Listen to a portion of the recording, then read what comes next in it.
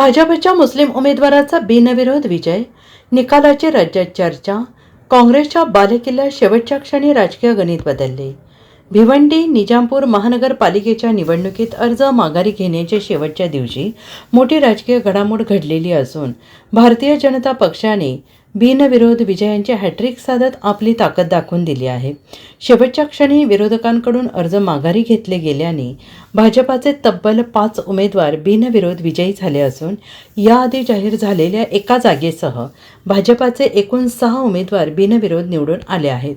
या यशामुळे भिवंडीच्या राजकीय वर्तुळात खळबळ उडालेली आहे. विशेष बाब म्हणजे या बिनविरोध विजयी उमेदवारांमध्ये अल्पसंख्याक मुस्लिम समाजातील एका उमेदवाराचा समावेश आहे.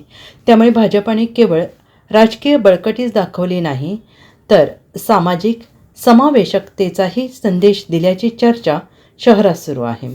पालिकेतील प्रभाग क्रमांक 18 क मधून पक्षाचे उमेदवार अबुसूद अशफाक अहमद शेख यांचा बिनविरोध विजय झाला आहे.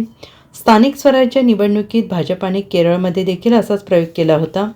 त्रिशूर महानगरपालिकेतील कन्नन कुलंगरा वॉर्डमधून भाजपाच्या मुस्लिम उमेदवार मुमताज यांनी विजय मिळवला होता. आता भिवंडीत मात्र भाजपाने थेट मुस्लिम उमेदवाराला बिनविरोध निवडून आणला आहे.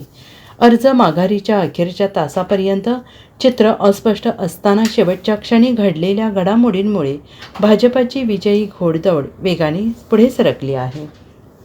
अनेक प्रभागांमध्ये विरोधकांनी उमेदवारी मागे घेतल्याने भाजपाच्या उमेदवारांचा मार्ग मोकळा झाला आहे आणि त्यांचा बिनविरोध विजय निश्चित झाला आहे.